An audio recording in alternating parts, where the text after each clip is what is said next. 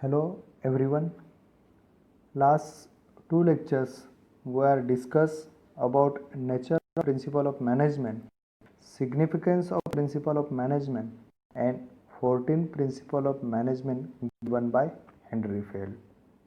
Dear students, now today I am going to talk about principle of scientific management given by F.W. Taylor. But before discussing the principle of scientific management, let's recall what is meant by science. Science refers to a systematic body of knowledge. This knowledge is acquired by observation, applying scientific laws, conducting experiments and drawing results. The base of science experimenting and then drawing conclusions. Management is considered to be a science as the manager has to make experiments by collecting data, applying principles and conducting research. Now see the meaning of scientific management. Application of science for each and every element of management to apply scientific tools, method in order to increase the efficiency and output. Dear students, let's go to the main point. Now let's quickly understand about F.W. Taylor. Taylor was born on 1856 in America and died in the year 1915.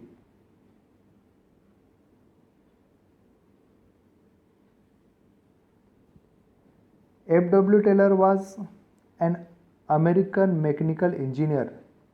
He developed the scientific management theory.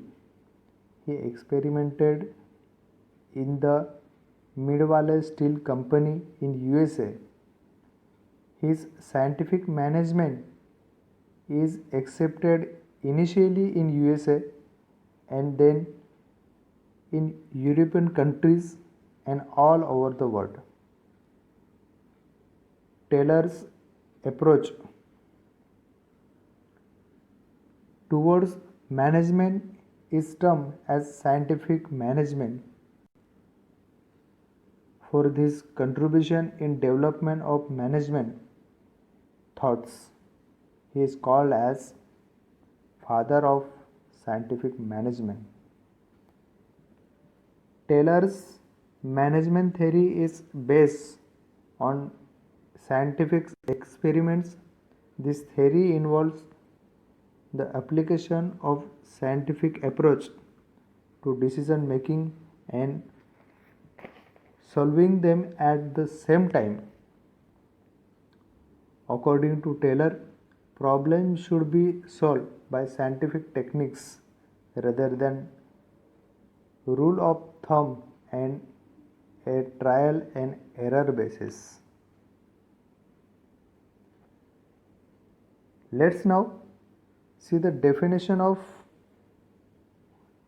scientific management by F.W. Taylor. Scientific management means knowing exactly what you want men to do and seeing that they do it in the best and the cheapest way.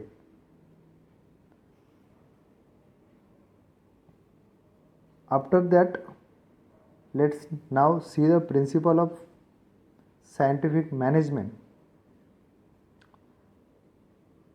First one, science not rule of thumb, harmony not discord, mental revolution, cooperation not individualism, division of responsibility, development of employer and employee for greater efficiency and maximum prosperity. Now, one by one discuss about principle of scientific management. First, science not rule of thumb. In this principle, Taylor states that there must be thinking before doing that trial or error method should be avoided. Instead, scientific and research method should adopted for performing any activity. In order to increase organizational efficiency, the rule of thumb method should be substituted with the methods observed through scientific analysis of work. Rule of thumb decisions are based on personal judgment of the manager. Taylor instead of an scientific method for every small work. This principle is concerned with selecting the best way of performing a job after scientific analysis of that job and not by trial or error methods. Standard required time and standard output should be defined by the manager. This will help in saving time and human energy and will result into expected output standard. According to Taylor, even a small production activity like loading iron sheet into box cars can be scientifically planned. Okay, next.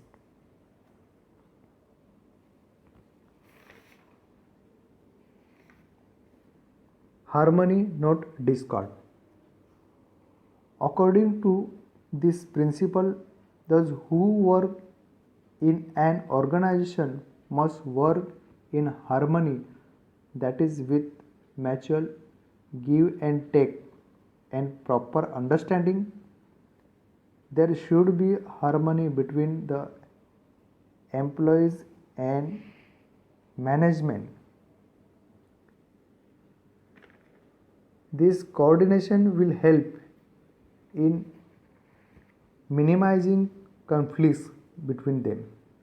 Perfect understanding between employees and management will be helpful in creating health work environment for achieving the desired goal, that is success. Organization should think about maximum prosperity of employees also.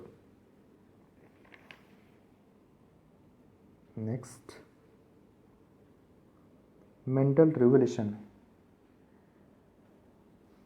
It is an extension of the principle of harmony, not discord, whereby constructive suggestion of workers should be adopted and they should not go on strike, as both management and workers share responsibility and perform together.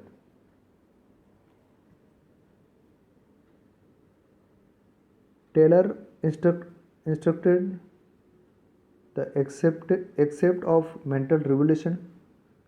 This principle focus on change in the attitude of employees and management towards each other, but should realize their equal importance in organization. They should give full cooperation for achieving goal of organization. This will increase productivity and profits.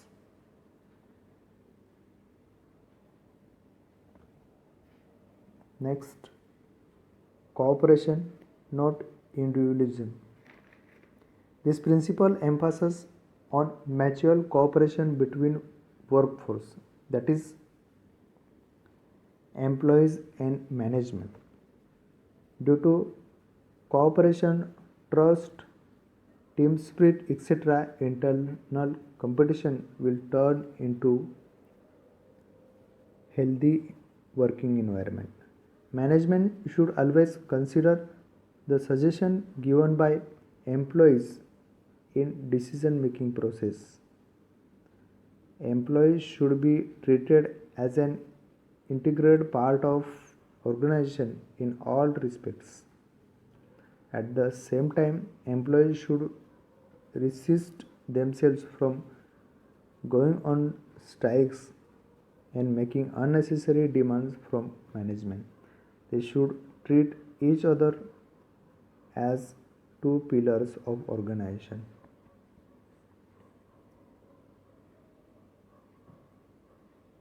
Next, division of responsibility. Proper division of work should always be accompanied with the division of responsibility between the manager and employees.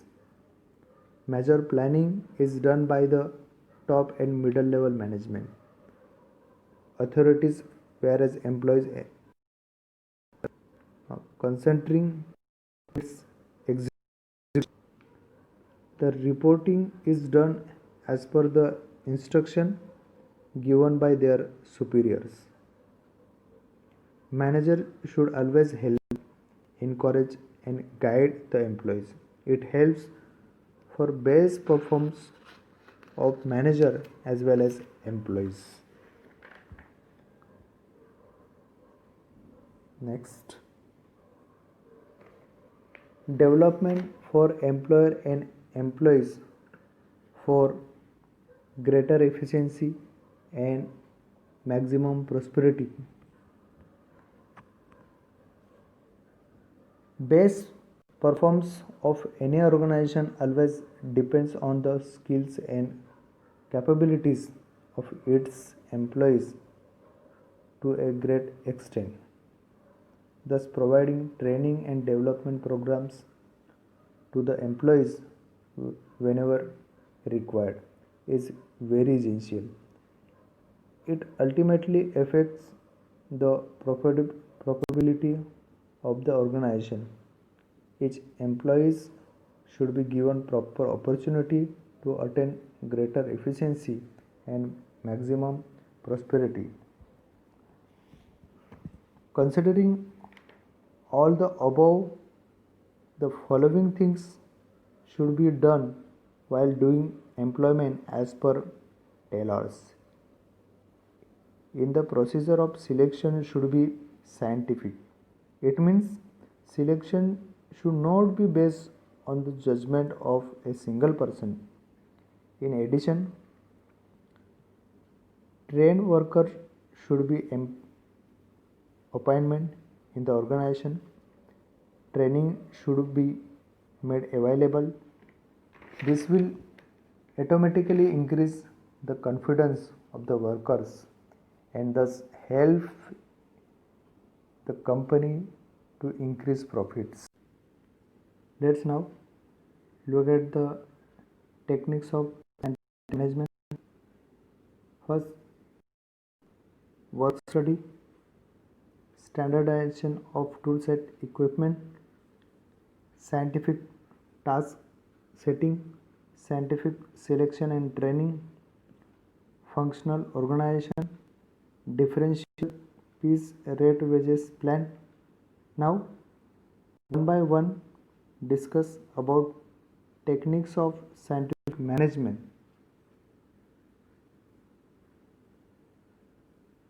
First, work study. Before assigning the work to the available workforce, proper work study should be done by management. Work study assists of an organized, systematic and critical assessment of the various activities or functions. Work study is based on the techniques such as time study, motion study, method study and fatigue study. Now, one discuss about work study.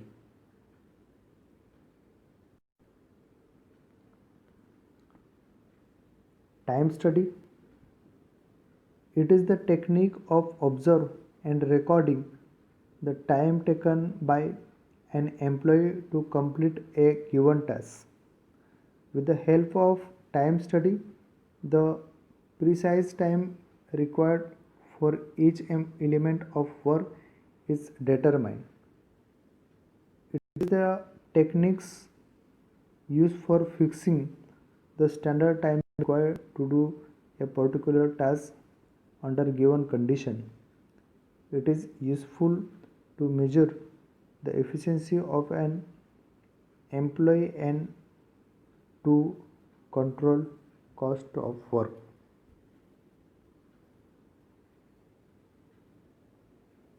Method study. There are always various methods of completing the task. For best quality of cost effectiveness, identify the best method of doing a particular job is very important but challenging task for a manager. It helps in reducing the waste of time, raw material and in improving the utility of all resources as per predefined objectives. It is helpful in determining the methods for handling the raw materials, transportation, inspection, and storage, etc. Next, motion study. The study of required motion means movement of an employee as well as of machine while completing a particular task is very important. It is helpful in eliminating unnecessary motions and finding the best method of doing a particular job. It also helps in improving the efficiency of the employees. Motion technique is used to know whether same elements of a job can be eliminated or their sequence can be changed for smooth flow of tasks. Next, fatigue study. Generally, long working hours without sufficient breaks, target pressure, heavy working tools, and poor working conditions result into physical and mental stress, that is fatigue. It has an adverse effect on the health and efficiency of the employees. The study of fatigue and steps to reduce the level of fatigue is very important to maintain the operational efficiency of the employees.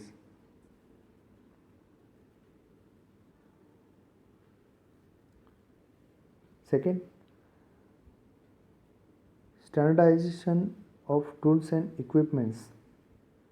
With the result of experiments conducted at workplace, Taylor advocated standardization of tools and equipments.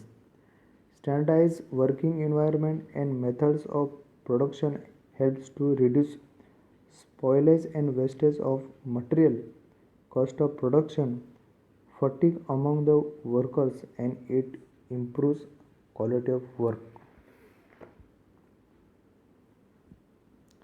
Scientific task setting. Taylor emphasized the need for fixing a fair day's work. Scientific work setting is important to prevent the employees from doing work such below their capacity. By using these techniques, employees will complete the task according to standard given and management can keep proper control and optimum utilization of workforce. Scientific selection and training. Management can select a right person for the right job by using scientific selection procedures. It needs to fix job specifications as per requirement. Employees are selected according to predetermined standards in an impartial way. After selection, management should provide the proper training programs to increase their efficiency. Functional organization. In this concept of Taylor, planning is separated from implementation. That means planning is done by different people and actual work is supervised by different people. Thus, every worker will be supervised by two different sets of supervisors. He recommended total 8 format to control the various aspects of production. They are categorized into two levels. First, at planning level, first root clerk tells how work moves from one machine to another. Instruction clerk records instruction to complete the work. Time and cost clerk determines time in which work should be completed and work out the cost. Discipline ensures that the workers are working as per factory rules. B. At implementation level, gang boss actually gets the work done. Speed boss ensures that the work is completed in specified time. Repair boss handles security and maintenance of mechanism. Inspector ensures that the work is done as per the specified standards. According to Taylor, with the help of proper division of all activities into planning and implementation, management can definitely achieve the desired performance from the employee.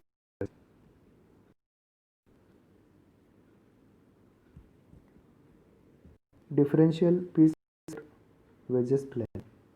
Remuneration should be fixed in such a way that average worker is motivated to attain a standard output. Taylor suggested the differential piece wages system. High rates are offered to employees who complete the work more than the standard quantity under this system. On the other hand, if an employee is performing below the standard, he shall be given lower rate of wages. These techniques motivated the employees to attain higher standard performance and earn wages, that is remuneration at higher rate. Thank you.